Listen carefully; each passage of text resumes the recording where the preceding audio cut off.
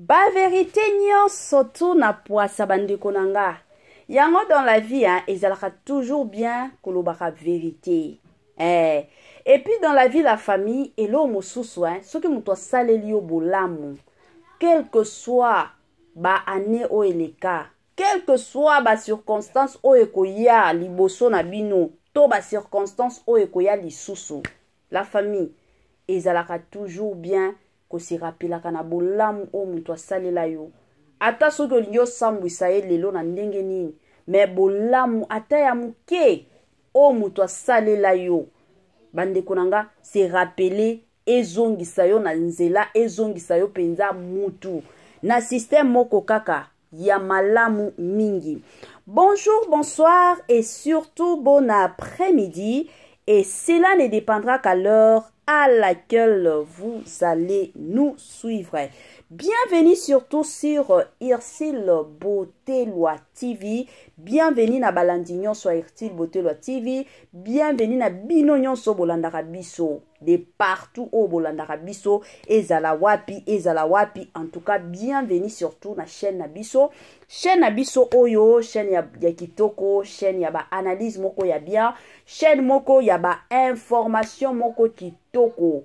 Bandeko nanga. Place na biso ya Irsil Botelwa TV eza place oyo to pesa kape ba toli to sale la kape kanenge zalaka ba télé-réalité ya bandeko na biso, surtout ba comédien ba télé-réalité na bango et kotaka surtout na Irsil Botelwa TV. Donc makambo penza o to lobaka makambo kitoko et kotaka penza na chaîne na biso na ndenge moko ya bien. Bandeko nanga lelo na memeli bino lisusu ya Gabi na le memeli bino lisusu Belle Vie Kandi la patrona poutine de l'écriture na memeli bino lisusu dati. Kandenge to solo la kandenge makambo eza nango na ba réseaux sociaux, kandenge batu ba lobela ngo yango biso pe tokotika te, yango biso pe tozoya kaka na lombangu nyonso pona ko continuer surtout ko betela masolo oyo. Ba vérité mosusu bandeko nanga eye kobima. Ba vérité oyo kutu mutu moko te abando ndima te ke non un jour ba vérité mosusu kobima. Lelo ba vérité wana nyonso na poasa. Lelo ba vérité wana nyonso bandeko nanga ekomi na miso polele. Bandeko nanga eza ba vérité nini? Avant tokota kuna ekozala bien nanu to ya ko sensibiliser batu nyonso ya sika, batu o nyonso tu bakoti na chaîne na biso ya Irsil Botelwa TV to ye ko sensibiliser bino. Si c'est la toute première fois ya kokota na chaîne na biso, en tout cas to senga na bino bo s'abonner massivement. Bandeko nanga tango bo s'abonaka wana bo sana pete ko klikaka sur la cloche de notification pour na ko recevoir surtout ba nouveauté nyonso ya Irsil Botelwa TV. Nyonso tu o nyonso to lobaka, o nyonso to betaka masolo, nyonso boko recevoir ango na ndenge moko ya bien. Tango bozo sala bongo bobo sana pete ko partage ba vidéo na biso.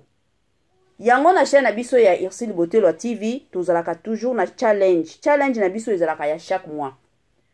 Tango bolandaka ba vidéo na biso bo sala pe ba partage na baninga mosusu na ba Facebook na ba WhatsApp et o sala biso malamu.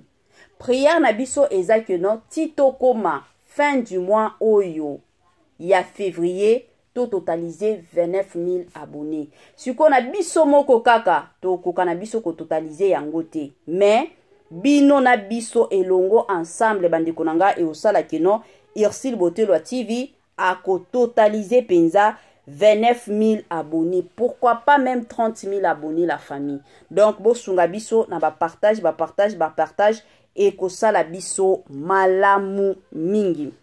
Bandeko nanga lelo kandenge tolobi toyeli bino ya Gabi tumba toyeli bino poutine de l'écriture Belle Vie Kandi, toyeli bino pe dati mwana ya dati kitambala comédien na biso oyo asi atika biso lelo oyo tomona kaye kaka na nzela ya bana na ye, soki tomoni bana na ye to se rappela na comédien na biso.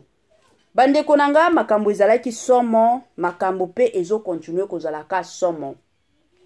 Makambo ezo kende nango ka kilikili, makambo ezo kende ka moto. Ba vérité mosusu o ebele ya batu bayeba kite.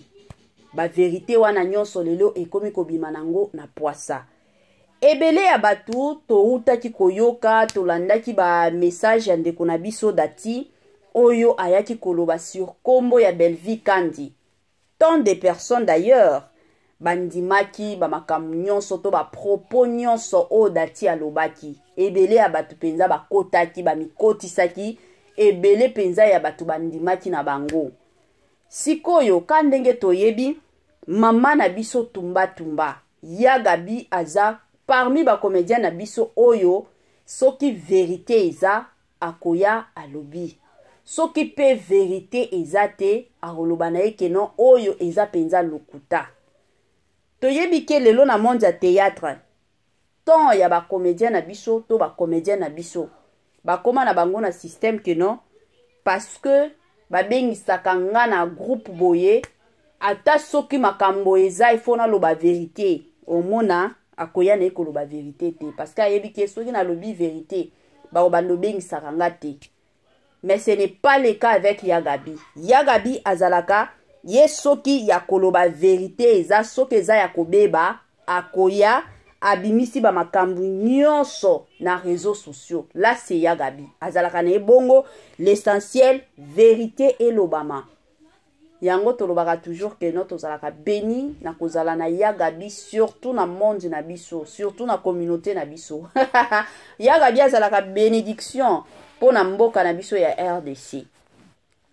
Makambo o na memeli bino Dati ayaki selon elle ba propos na ye ezalaki ke non ye Belvi Kandi azotinda batu ba finga mama Olive et pourtant mama Olive abando kabela Belvi pe babiloko et puis Dédé alobi ke non ye Belvi Kandi poutine de l'écriture à qui d'ailleurs nous saluons en passant. Oye Belvi Kandi mama Olive abando pesa ye bambongo pona opesa badati ye Belvi Kandi azoloba ke non yende azosunga bango mosusu pe azwi mwa quelque chose atie na poche na ye. Bandeko nanga ba propos ya Dati ezalaki mwa ebele biso nyonso esalaki biso pasi. Lelo baye kofinga Belvi Kandi la patrona mais lobi kuna toyebi te kozala dinana, toyebi te kozala sila bisalu, toyebi te kozala Ersil Pechanga makambo zokende ka bongo. En tant que bana nzambe eosala biso pasi eza te ke non tokotela ka Belvi te mais tokotela ka ba comédien na biso nyonso. Soki tomoni ke mabe ekomi kokota tokoya na lombangu toya tosolola tobeta masolo ka ndenge ezalaka. Lelo toye komona sortie médiatique ya Yagabi tumba tumba. Sortie na ye Yagabi aye kobimisa mwa ba vérité kili Yagabi aye koloba. Selon ba explication ya Yagabi, la famille, Yagabi alobi nini? Yagabi alobi oui, c'est vrai, bambongo ebele e bando uta epai ya mama na biso mama Olive. Mama Olive nde abando futela badati ndaku koliesa bango mosusu bazana posa bilamba mama Olive osombela bango bilamba mosusu oboye mataki ekitaki mama Olive akosalela bango. Mais na kote pe ya Belvi Kandi mwa mike ebandaki nango komanke te. Mwa bambongo mike na kote ya Belvi mosusu Belvi akokendo tala badati bongo atikeli bango ata mwa $100. Mosusu akokendo tala bango bongo atikeli bango ata $200. Wana ba makambo nyonso Yagabi auti kolobango na émission moko ba invitaki ye bandeko na ngai. Yango penza Yagabi alobaki. Yango biso peto yaki tolobi tan to vanda na biso kinate biso peto ya kobeta masolo parce que quand ndenge ba yebisaka biso que non la reconnaissance n'est pas de ce monde.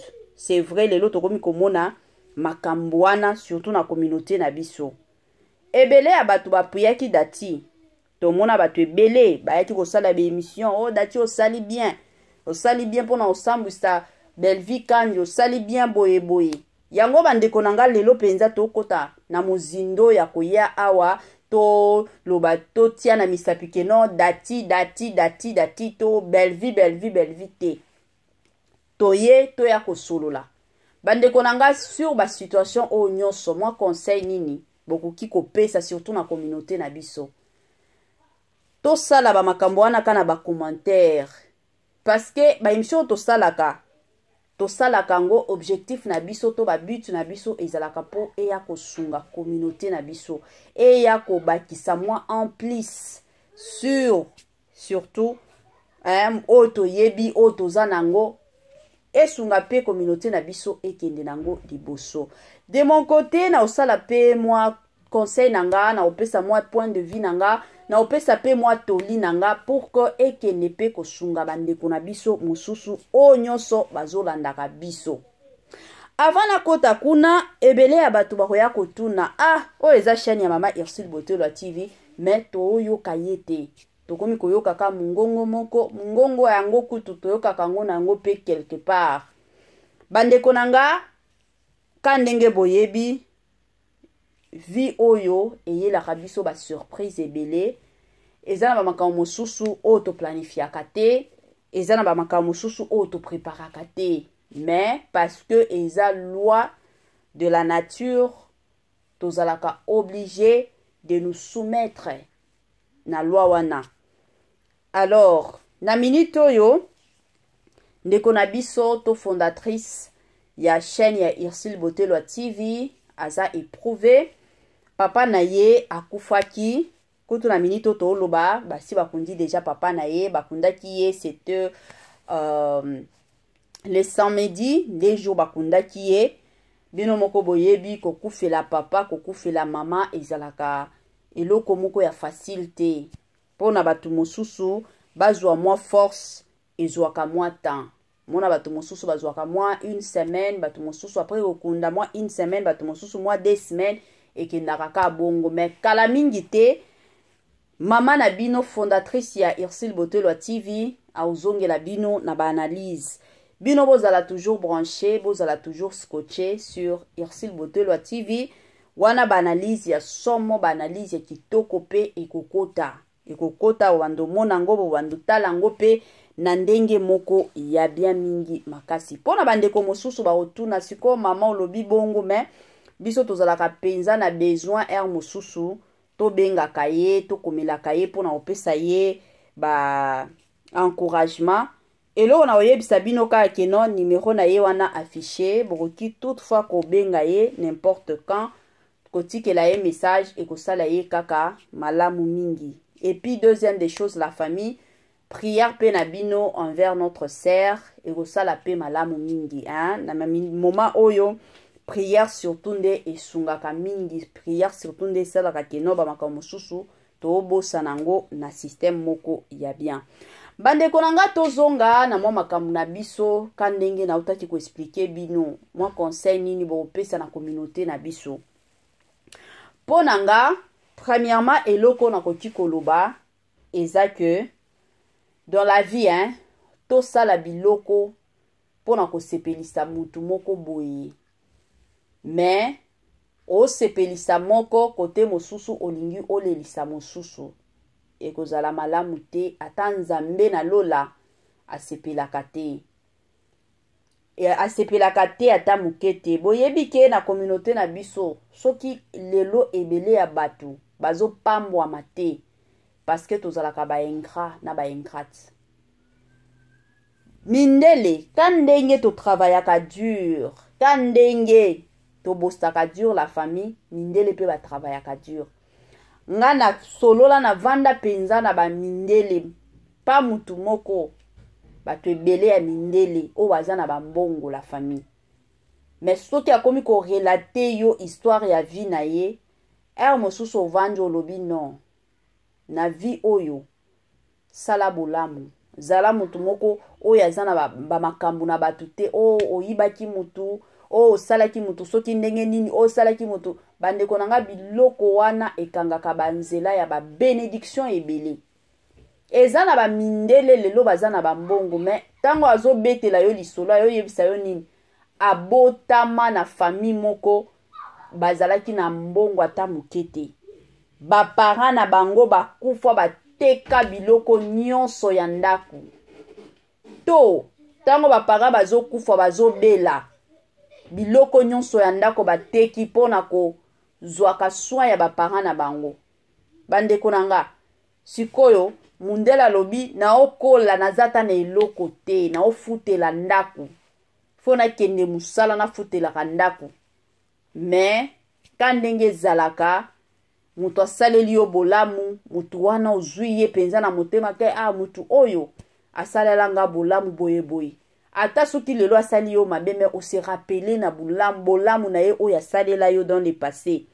Yango esala ke la plupart ya mindele na biso omona ba relation na bango ya kala eye ko connecter ye na moi quelque part.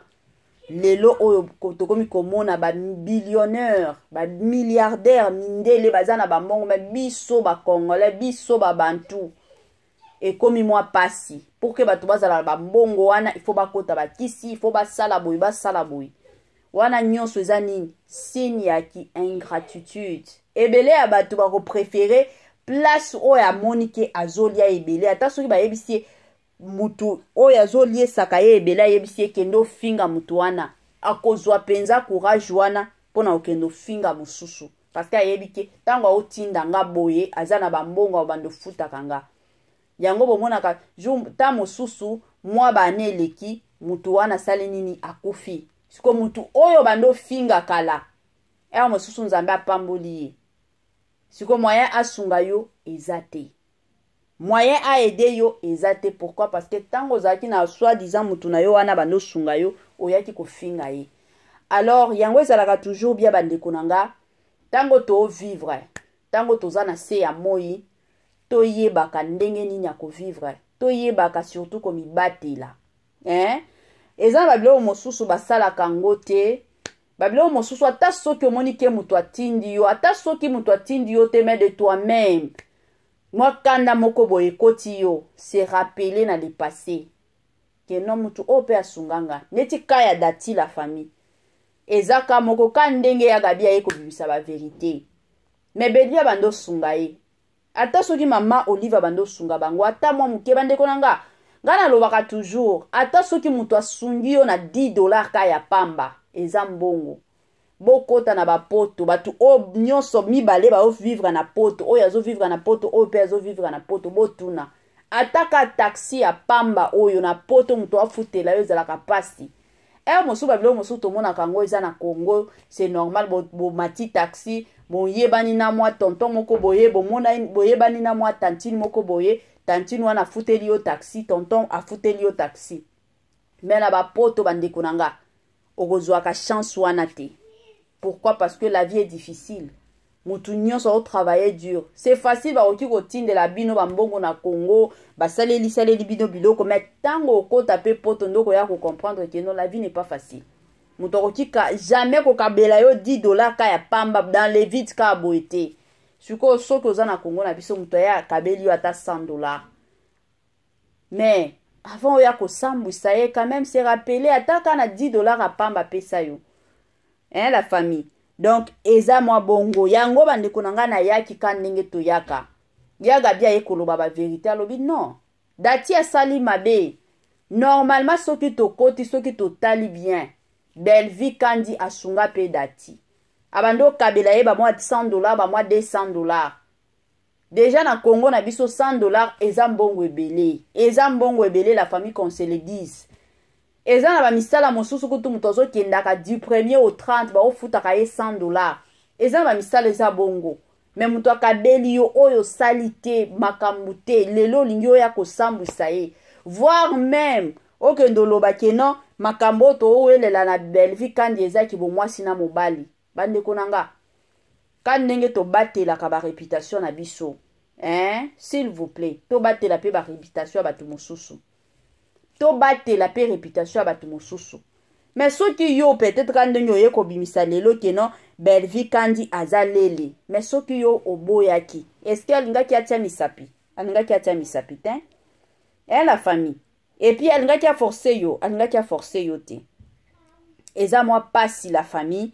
Mais elo kana sepeli eza kaka sortie médiatique plutôt ya Gabi sortie na médiatique en tout cas ezala ki sortie moko ya kitoko et ko éclaircir moi makambo ebele parce que la plupart des gens ba côté la kika dati non belle vie azama be azama be mais lelo to ko comprendre que non belle vie azana e mabete mama Olive sungaka bango nous apprécions cela mais de l'autre côté belle vie aussi aider to yebi keza na batu ebele ba papa na bango bakufa ba mama na bango bakufa mais bazwa chance wana te mais na côté ya dati azwi chance wana eza grâce eza ngolu penza ya munene eza penza otolobaka na biso ngolu oza na batanti na yo bazosungaka yo oza na bamama na yo bazosungaka yo eza ngolu alors si ngolu wana eloko kaka tokosenga surtout na dati zalaka mayele la vie a beaucoup de surprises vie oyo eza na batu mosusu okanisa keno mutu oyo akovivre ti libela mais peut-être quand na moment oyo monike mutu oyo azosunganga mingi nde Nzambe aye kolobake to Nzambe aye ko juger que non mutu oyo faut akendo pema sikoyo so bebisi ba relation na yo nani mutu osunga yo batu nyonso ba otika yo. Oui, c'est vrai, il y a de ces personnes na ba réseaux sociaux ba osepela ba moni moi non yo ba sekisi yo ba yebisi yo côté. Mais lobby to après lobby soto ozala na mutu akosunga yo te mutu oya bando sunga yo azali susu te kendo lela ipa na bango bakoya koyebisa yo keno désolé kandengo finga ki belle vie biso pe ata soki to sungi yo oya pe ko finga biso yango bandeko nanga eya kote ya biso eya penza kote ya biso dans la vie mutu ta salela yo bolamo muke yo pe zala reconnaissante envers mutu wana. Soki lelo bomoni neti ba biso toyo kosala ba émission na Ursule Botelwa TV aza parmi basi o basunga biso aza parmi basi mosusu ye moko comprendre te ke no makambo na salela mama Ines ezalaki bo mais nga evandanga na mutema evandanga penza ti lelo na lobi ata soki naza ndenge nini na kosunga ye pona bolamu na ye moko boya salela nga. Donc ezalaka bongo dans la vie sala bolamu zala mutu bien soki omoni mabe kendo tala mutu talisa makambo mama ka ndenge dati soki peut-être ayaki ko découvrir que belle vie bandoli ya mbongo kede ka pa belle vie pour une de les critiques lelo komi patronne la patrona tala makambo ba yebisinga boye ata yo mo seki na koseka na ndenge moko abeke oya sur les réseaux sociaux na bakanda ebele oya kosambwisa la patrona lelo patrona ofuta pe batu yo bongo bandeko na ngai ezalaka bongo donc tokomi na biso na mwa suka penza ya partage na biso na ya lelo ka ndenge to continuer na ba challenge na biso to continuer toujours kosala ba partage bandeko na nga bisika nyonso bolandaka Ursule Botelwa TV bo sali la biso surtout ba partage tozalaka toujours na posa ya ba partage na bino ba partage na ndenge moko ya malamu mingi la famille bo sala pe ba commentaire tant bo sala pe ba commentaire na bino eloko to boyaka ezalaka nde mafinga boya ko finga biso te mais bo sala ka ba partage na bino na malembe nyonso pe na kitoko nyonso ekosunga surtout Ursule Botelwa TV chaîne na ye ekende nango liboso na ndenge moko ya bien bandeko nanga bozala toujours scotché bozala toujours branché na Ursule Botelwa TV awa nde masolo place evandaka awa tobetaka masolo ya nyonso tolobelaka pe nyonso donc nyonso ezoleka na mokili ba actualité nyonso ba news nyonso oyo ezoleka na mokili chez Ursule Botelwa TV tobetaka ngo ezala bato maboke ezala non ba pasteur na biso ezala bandeko na biso oyo babetela biso musique ya nzambe musique gospel tokotaka nyonso donc bozala toujours branché bozala toujours scotché na chaîne na biso surtout ya Ursule Botelwa TV bandeko nanga ekosala malamu mingi na ndenge moko ya bien bandeko nanga tokomi na biso na suka ya partage na biso tosukisi na biso awa wana tokomona na lisusu na ba émission na biso na système moko ya bien. Bye bye la famille et à la prochaine.